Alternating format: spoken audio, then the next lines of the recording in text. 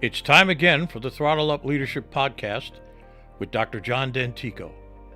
The mission of our podcast is to provide 21st century leadership training for a talent-driven world.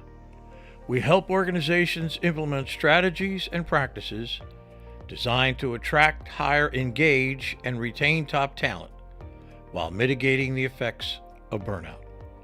Our guests are experts in various fields of organizational dynamics, including, but not limited to, leadership, management, communication, and coaching. They bring a world of knowledge and solutions to our viewers and listeners. I am sincerely grateful for their participation and ideas. So let's dive in.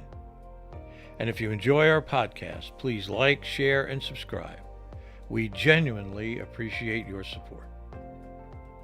Hello again and welcome to the Throttle Up Leadership Podcast. I'm Dr. John Dentico, your host. With me today is Nikhil Raval. Nikhil is the author of the best-selling book, Target Gen Z, Understanding the Gen Z Mindset on Brands, Work-Life Learning, and More, released in 2021. He is also the host of a popular podcast, Working with Gen Z, which examines all facets of the Gen Z generation. He is a TEDx speaker and has won several distinguished speaker awards.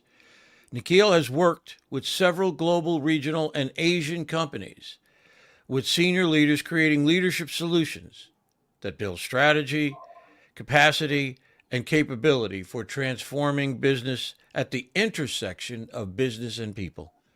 Nikhil spent 15 years working in the U.S., including 10 years in financial services with firms like Charles Schwab, Franklin Templeton, and American Express. I am very pleased to have him here with me today on the podcast to talk about the secrets to attracting, hiring, engaging, and retaining Gen Z workers. Good morning, Nikhil. How are you this day? Hi, John. Very nice. Very happy to be here and really looking forward to talking more about the youngest and the new generation at the workplace, the Gen Z. I'm really glad you're here. I can tell you from my experience, it is a burning question on the minds of so many people. So let's start off and let me ask you this question. Just to open the conversation up, let me ask you this. What are the issues and challenges prospective employers should know when looking to hire Gen Z workers? Sure. It will, of course, vary from industry to industry, company to company. But if we had to take a sort of a more general view, I think the biggest challenge that a lot of employers are facing today when it comes to recruiting a Gen Z or the Gen Z from the Gen Z generation is that how do we get them to be in the company and kind of stay with them for some time? So there is this big issue of attrition or say maybe the lack of loyalty. That's number one. Second, they also are struggling and grappling with the fact that you do have a Gen Z in your system, but they seem to be displeased or maybe not very happy very quickly, or somehow there is a lack of engagement in their work. And it's not, all of this is not entirely the Gen Z, falls on the Gen Z, but the engagement is a big thing that is also on employers' mind. And I think the third thing, which is there, is also this big debate about what's the right place to be at the office. Is it the office? Is it the home? Is it hybrid? Every company is grappling with what is that magic formula, which is again given segue to things like if they're entirely away or entirely working remotely. It's got its pluses, minuses. So there's a mental health issue that has come by post-COVID, not just for this generation, but perhaps more acutely for them. And so those are the three or four kind of the big themes, I would say. Great. I appreciate that. I spent a lot of my time orbiting around the leadership planet, as I like to say. And I know you do as well. So here's a question for you. It's something I really wanted to ask you. I'm curious to know if you think that the term followers is appropriate when thinking about Gen Z workers. Do they see themselves in general as followers? Well, well, it's an interesting question. I think this is a generation, John, which is and grew up in a time where they have been fed with or have access to so much information. And so I say this as a context because if you think about, how they've grown and looked at learning as a way to get to this 25, 26 year age mark. And I think technology has played a big role in their ability to disagree or quickly negate a view or even agree to a view very quickly for that matter. And therefore, they feel that all answers of life can come from a device or by asking someone on the other side who's not a human.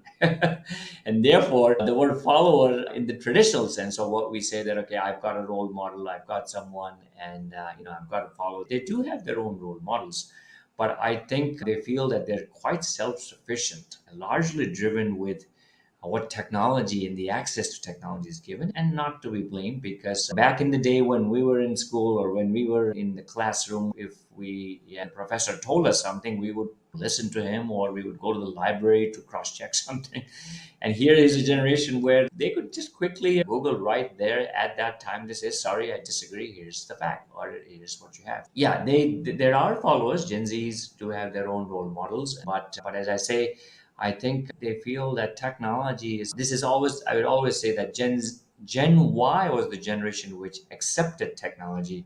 Gen Z is the generation which expects technology, and therefore it's an integral part of their life. And across cultures, across geographies, I think that's the one big common denominator in that generation. Very well said. I have, and I think even with Gen Y millennials, it's been my idea that they really don't see themselves as followers. They see themselves much more as collaborators or partners in the future of an organization. I think followers has become somewhat pejorative in that sense. I myself, in my leadership work, have basically abandoned this notion of followers. And because I do believe people want to be integrally involved in the organization because they want to be integrally involved in their own lives. So that was a really excellent answer, and it clarified several things for me. Here's a sort of a follow up question to that. As a great deal of, as I said before, my work deals with leadership and orbiting around that planet. In your opinion, how do you think Gen Zers interpret the idea of leadership? What does, in a sense, leadership mean to them? Sure. So again, John, as you've been orbiting around, and as I see my own experience of sort of moving around that planet, I think this is a generation which wants to test, feel, see, touch how they think about leadership. Which is to say that we were, and maybe the other generations were told a model of what leadership is or what a boss would be. And perhaps even the notion of a bad boss never existed. We would just say, hey, you go and this is you sign up and this is the contract that you have. And that old contract of the employer where they you give them time, they pay you money, is gone. Where I think there's more of a value exchange as the contract for this particular generation. And therefore, when you talk about leadership, I think they're looking for someone who's walk the talk, and and they want someone who's authentic. I think this is a generation which will be turned off very quickly when you make tall promises, because they are quite happy to give you that feedback. They're quite happy to walk out. They're quite happy to be disengaged. And I think these are all things that I think all the managers who lead them must keep them in mind. Keep that in mind. Now, what I try to do, John, is that in many of the workshops that I lead, I do an activity called the River of Life. And so the river of life is nothing but how an individual talks about all the different ways in which he or she has experienced leadership at the critical milestones of their life. So it could be personal life, it could be their professional life, maybe in the childhood, it could have been a big brother or the mother or a neighbor or whoever. And in the professional life, if you're fortunate, you've got good mentors and bosses. And I asked through that activity a couple of things. Okay, first of all, the definition of leadership is much bigger than a title. In some of our most precious lessons of life, may have just come from someone who may not have a degree or may not be exposed to that premium B school. And then the second question is, where does that river go? What would you like? And you think about what comes next. And a lot of the times when I do workshops, when we have a high potential group, which is to say that Gen Ys and even a lot of times Gen Zs who are put into a simple workshop, the one question I always ask them at the end of this is to say that, would you feature on someone else's river? Okay, so I'll say that again. Would your name feature on somebody else's river? In other words, would you have done something where somebody else says that, you know what, had it not been for John, had it not been for someone else, I wouldn't have been here. He was a fantastic mentor. He was a great guy. He held my hand. And I think in many ways, I think this whole idea of leadership, rather than pushing it down onto them, I think we let them experience it. We let them reflect to say that, look, the canvas of leadership is much bigger. And therefore, can we look at leadership in a slightly different context? I don't know if that Yeah, answers it, but yeah. My perspective on leadership, I've mentioned this so many times. I'm sure my listeners are getting tired of saying it. Is he going to say this again? But the whole model of leadership that I have, that I started working on 30 years ago, is the idea that it's based on one thing, and that one thing is contribution. Okay. In other words, we have a problem, we have an issue, we put that problem, so to speak, down on the table, so everybody is in view, and then we go, hey, has anybody got any ideas? Anybody want to help? Anybody want to contribute? So what it does is it opens the process up and invites people to become involved, to participate, to help, if you will, rather than a mono leadership where the first thing we do is we make judgments about people in the room. That kind of a thing. No, we don't make any judgments here. yeah, This is, it's all about the issue. It's all about the problem that we're trying to solve. And it seems to me, and I love your reflection on this, it seems to me that would fit the Gen Zers' way of looking at it. From, hey, yeah, I want to participate. I want to play in this. I want to do what I can do. How do you see that? Does that make sense to you? yeah, no, absolutely. I think you're absolutely correct. I think the more they can experience it, John, I think we, as for folks who are in our space, you could give them 10 stories, but how do we take, as we say, the gap of knowledge to the behavior? So I can feed them with 10 stories and I can even test them on those stories at the end of the workshop. But does that make them a better leader? And we have so much evidence. Why be harsh on Gen Z? We have evidence of other generations where they may have gone through scores and scores of these kinds of leadership interventions, but we don't see them the change in the behavior. So I think to that extent, and all of this talk, there's so much of the talk about getting multi generations in a team, and I really do think that I think companies who've really figured out a way to harness that, I think the Gen Zs can experience leadership right there and collaboration. And that really calls for people on this side, meaning if you're a boomer or an X or a Gen Y, to just be go with an open mind. And can we learn from them? And I think the more we can do that, I would suspect that the Gen Zs can perhaps also appreciate things that they can learn from the generation on the other side. I absolutely agree. A couple of points I'll make. Number one is, from my perspective, there's really two sides to the leadership dynamic. Where we've spent 98 or 99% of the time is we've tried to make perfect people. That's my way of saying it. You know what I mean?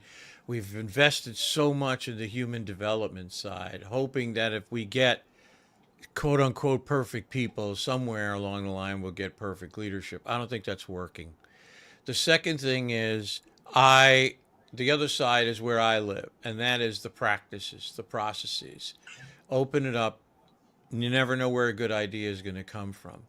And I was talking to some people the other day, and I said, there's a perfect metaphor for this. And although I don't know necessarily like to dip into movies that many times, I said, you got to think about Star Wars. I said, what we've done is we've tried to raise a generation of Jedi Knights. The leader is our Jedi Knight. They're going to swoop in, take out the light sword, and vanquish the problems and issues that lay before us. I said, but today in the 21st century, I think leaders have to think of themselves more as Yoda, in the sense that they're creating this environment for learning, creating the challenges, and letting the people who work for them become the Jedi Knights. Let them, if you will, come up and take on the responsibilities of solving the issues that lay before them. And I think it gives people the greatest motivation on the planet for me, and that's meaning. I want people to derive meaning from the things that they do. Any reflection on that from you? Yeah, no, absolutely said John. I think we've heard this so many times where that meaning is the new money, and I think rightfully so, because post COVID people are seriously evaluating, okay, what how long will I run on the treadmill? Do I want to run the treadmill? And I think there's a positive to that whole our experience of going through a 3 years of pandemic. And so you're right. I think the sooner a manager or a boss can appreciate that, especially when you're leading Gen Z, I think the better success you're going to have to hold on to them and groom them and keep them. And this sounds very esoteric, or yeah, it sounds too good for a conversation. But the point is that we've seen, for example, what Daniel Pink says, where that you could have all the external factors, but if you don't have autonomy, mastery, if you don't have purpose, you don't have safety, all those things. And I think this generation is quite vocal about some of those things, unlike perhaps maybe some of the prior generations where they were happy to maybe swallow some of it. And so to that extent, really engaging to find out, okay, am I making a sense? And this is especially hard, John, or this is especially needed for large organization, because you could be like one guy in a corner doing something and thinking, what am I adding value to? I'm just working on a process. I'm working on a system. Is that enhancing a customer experience? Is that making a difference to an internal customer? I think sometimes we just need to help to connect the dot, because otherwise they will lose interest quickly, and they're out. Said I'm absolutely. I feel like you've just paid me a lot of money, because in the sense that I'm deriving a great sense of meaning now from your positive feedback, and knowing that it's nice when someone comes along and says, "No, you're really not crazy." It really makes sense, all the things that you've been doing. So I truly appreciate that. Here's a question. Next question, Nikhil. Sure. Today's workplace includes employees. I know this is very important to you, from 5 different generations. While a lot of energy goes into speaking about the differences, are the values of Gen Z workers that much different from the other generations? And if so, how? And what can we do to bridge the generational divide? Fantastic question. I think you're correct, John, that most companies, we have in total, I think now, as some experts say, about 7 generation, if we don't count the one prior to our boomer generation or the silent generation, and then the one after Gen Z, which is the alpha. But for the most part, I would say that most companies have minimum of 3 at the workplace. You got the X, the Y, and the Z, and then of course there is also a fair number of companies where you see boomers as well, because the age of people working is extending. The runway is extending for everybody, or more people are wanting to work or working longer. Or every generation has its own context. So the boomer is called the boomer generation, even though it's an American term. It's largely driven by the fact that, yeah, they were in a phase of their sort of growing up where the World War was ending, country was getting more affluent, and then of course they were seeing bigger families, and then you have the X and the Y and the Z. Now the Z context is very fundamentally different. So you've got a context where they were born into social media, they have seen things like Me Too movement, they have seen a pandemic, they have seen very real, what we normally have been always saying and talking, the energy crisis, the climate crisis. And I think so when you see some of that, I think you can almost connect the dot to say that, okay, when a Gen Z comes to work and is always looking for something on sustainability or diversity, I think it almost you can appreciate the context in which they've come. And so, in many ways, I would say that yes, there is a generational divide, no doubt, but there's plenty for all the managers and for all whom leading Gen Z to learn from them. They're very passionate about Mother Earth, they're very passionate about diversity. And so, these are some of the things. This is not to say that the other generations aren't. But I think the bigger question here, John, is that how do you harness that diversity? And so I think very quickly I'll mention that there are two things here I've seen, and I was on recently in a conference where I spoke about this, where I said that there's an activity called the assumptions audit. So the assumptions audit simply says that, okay, if I have a group of, let's say, half a dozen people with different ages, different generation, everybody will make an observation and just lay out that, okay, I saw John doing this, or John saw Nikhil doing this. And I think the idea is to table it and then to say that, okay, what was the assumption? You don't extrapolate and create the meaning, but you just say about the observation. And so, in many ways, it's trying to bring and create a dialogue among the team about that. Okay, did you ignore a young person in that meeting simply because you thought that he was inexperienced? Or did you ignore a boomer in that meeting because you thought that it's on a technology discussion and then he or she may not be able to contribute? And I think companies will need to figure out ways like that in which they can bridge and adjust their lens. And I do believe, I think to your point, that there's plenty that we can learn from the Gen Z. It is a generation which has grown up in technology, so they are a bit impatient. So I think there are many things that I think they can learn too, but I just maybe try to highlight what can we learn from them. It's point well taken. Point well taken. In my work, I don't deal in generalities. If I think soon as you do that, fences get built in terms of generalities. And it's one of the reasons why, as I mentioned before, my leadership model is based on contribution, because I don't make any judgments about people. They're in the room. They're here to help us. That's about the only assumption I'll make, that they're ready to hopefully come and help us. So I think that's really important. And I think that they do offer a lot. They're very technology savvy. But here's another point. I'll flip this around a little bit.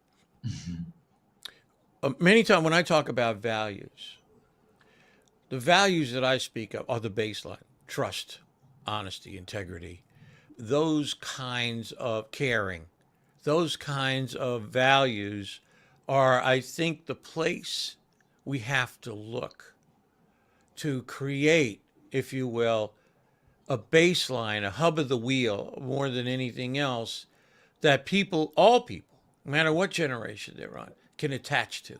Okay? I think if you start there, and rather than escalating it up to particular positions on diversity or the planet or whatever, before you get to that level, I think you have to really go to the base and start talking about, we've got a group of 10 or 15 people. What can we do to create trust and honesty, integrity at the baseline among all of us here? So I don't know. Do you have any reflection, any ideas on that? No, you're absolutely correct, John. We did work for a GE captive in India for many years called Genpact, and they reflected so much of the GE DNA into them. And they were this outsourcing company which served GE 100% of the time. And obviously they've expanded. And one of the things which was often quoted was the 2x2, which I think Jack Welch might have practiced in his tenure for the longest time, which is this 2x2 that says that the skill in the value matrix, which is to say that if you have a manager who has skills but don't have the right values, I don't want him in the system. But if he or she has all the values that we're looking for, but is short on skills, here is someone we can invest in. Here's someone we should invest in. And I think it's as fundamental as that, as you said.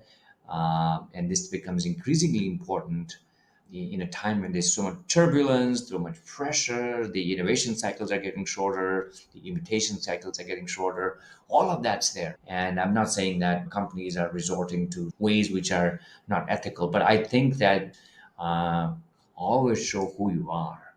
And I can tell you that in India, we have at least one or two companies which globally are known. So the Tata Group, you may have heard of them, and they're one of the largest group. They own the Jaguar brand, and they swear by just who they are, and everything that they do goes into a trust. And they have for-profit companies, but I think the fundamental and the basic charter of why they existed, what they expected from the managers, is so very clear, and it just goes down. So I think it absolutely a must.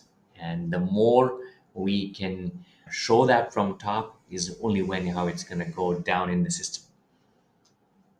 Agreed. I absolutely agree with you. I think people are, and again, you brought this up, and I think it was right on. And that is, people are now evaluating how they want to spend their lives in this post pandemic world. What is it that I find valuable? We've had the great resignation, for example. And here in the US, we see a lot of these tech layoffs. Because, wait a minute, the companies are laying a lot of tech layoffs. I had a great guest on not too long ago, Arnard, and who's a chief technology officer for a company. And I said, Arnard, we're seeing all these layoffs. Are you still looking for talent? He goes, oh, yeah. He said, oh, we're looking for talent. We're looking for talent all the time. And he said, here's two things. I said, one is that companies are now adjusting very quickly to the climate of doing business, if you will. If they need to let some people go because maybe they've grown too fast here, they'll do it. They won't wait anymore. They'll just do it. They're still looking for great talent.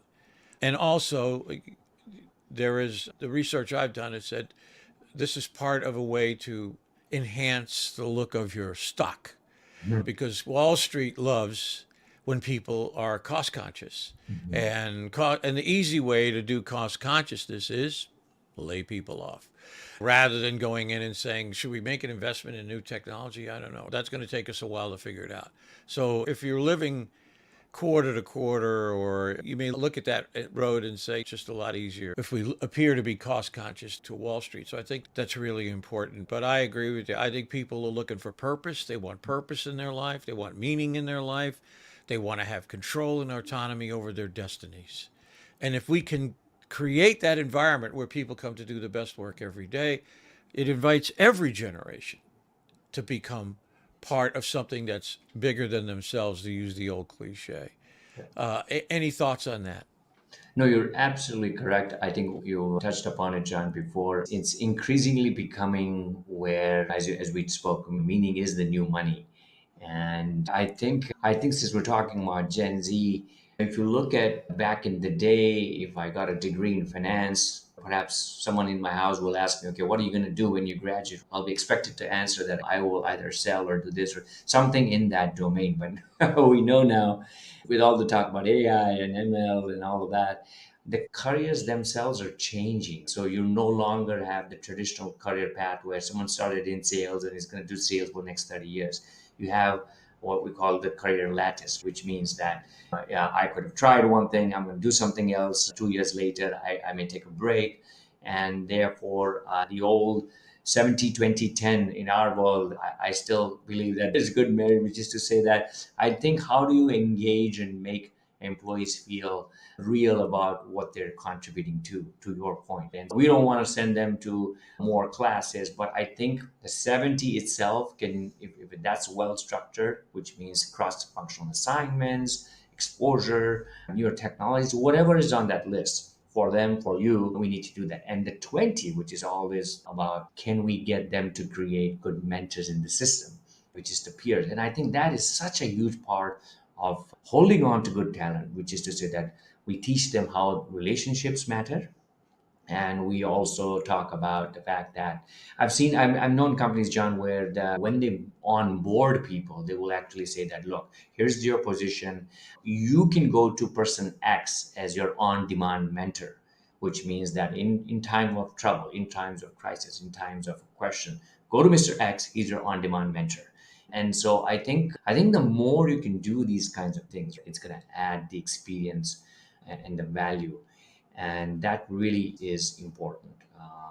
And more I'm seeing also with tech kind of companies is giving them the space to try their own thing. And the word autonomy, we keep saying that as people in the leadership space, we use it and overuse it. But most managers, they tend to delegate responsibility and not the authority. So Oh, again, they tend to delegate the responsibility and not the authority. And therefore, I think just good leadership, when you do that, you create good experiences. And that's easier said than done, but that goes a long way. and that's the thing I talk about empowerment all the time. It's become a mega word. It's a mega word. It's just you can't look anywhere without being confronted with the word empowerment. And if you look up the definition of empowerment, what do you see? Delegation. Yeah. And as you well know, we've talked about delegation for 50 years at least.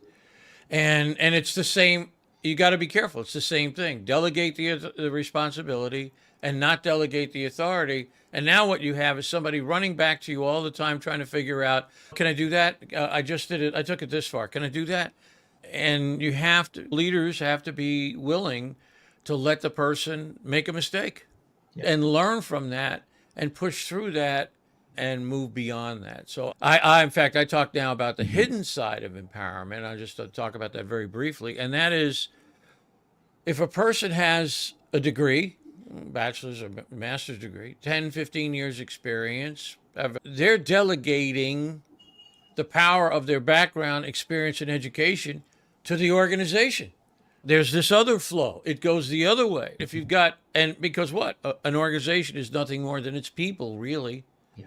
in the end. So I'm now talking about the hidden side of empowerment, and there's a word for that, and that word is subsidiarity. Subsidiarity says the power lies in the lowest point of the organization, and they're giving it to you, Mr. Corporation or Ms. Corporation. And so let's take the power of what I'm bringing and let's go do something with it, Yeah. and something important that matters. And Go I ahead. just want to, John, very quickly to your point, I want to mention two things. Number one, for a long time in my last employer, we used a technique called the Socratic dialogue, which is essentially trying to find out, like, okay, rather than telling them, pushing it down, what do we do to bring it out? And the John Hopkins Medical Center there in the US has a really a proven case where they take the youngest doctor to look at the patient with the, of course, the consent of the patient. And the idea there is to groom the youngest in the line to, and they're not telling the senior doctor who's there is not telling them, okay, you should have done this, you could have done this, did you ask this? They ask them, and they ask them to reflect. And I think to your other point, I think learning agility is one of the biggest competencies that every one of us now will have to keep. And I think COVID has been the best teacher about that. In 2020, if you were a pharmaceutical graduate, you cannot say that I've solved the world's problem, because what used to take 7 to 8 years of making a vaccine, we had to make it to 2 and then to 1. But that didn't solve the problem. We had to think about who's going to get it. We had to think about how we're going to ship it. We had to think about what's the communication strategy. We had to think about, so all the issues that are there, which are what we call multidisciplinary ways of looking at problems. So the agility is probably more relevant for the more experienced manager, as you were saying, as much as is for the younger managers. Yeah.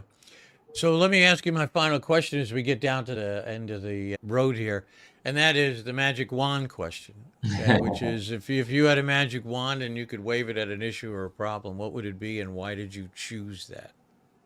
Well, I think just to keep it in the context of the conversation with generations, so it remains focused. I do believe that the power of generations, we truly can unleash so much.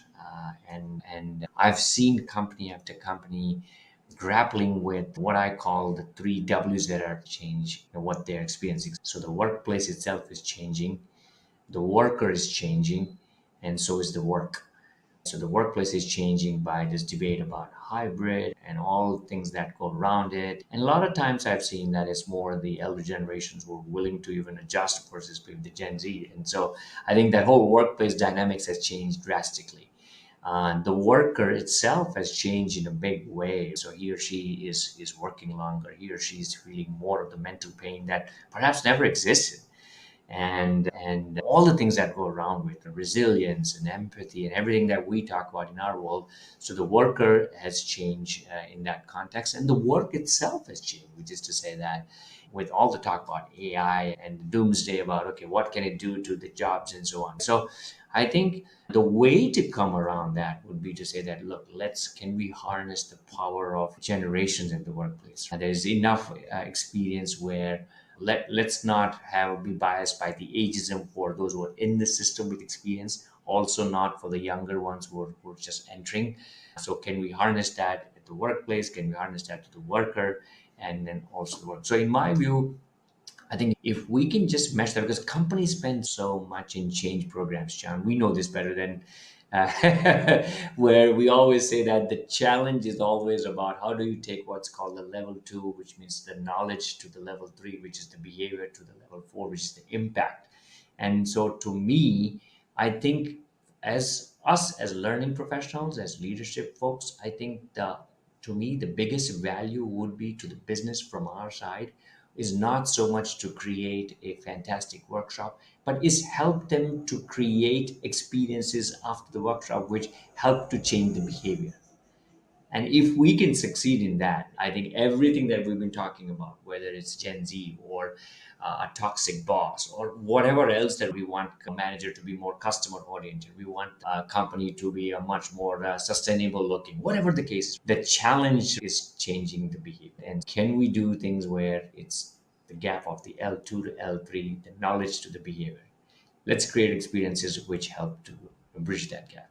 I agree with you 100%. I'm a very much of a experience-based people. More my perspective, people become what they do. They learn through experiences. They reflect.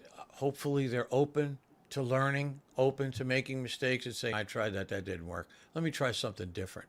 That kind of thing. So I absolutely agree with you, and I think that's very worthwhile advice. Nikhil, I can't thank you enough for being here today with me on the Throttle Up Leadership Podcast. You've done a sensational job, and I appreciate it so very much.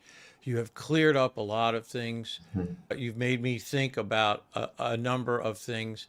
I have to tell you, I'm going to use meaning is the new money wherever I can, however I can, because that is just says it all in 4 words. So Yeah. thank you again so much. I wish you all the success in the future. Best luck to you, your book, and all the things that you do. Thank you so very Thank you, much. John. Take care and have a good one. Bye.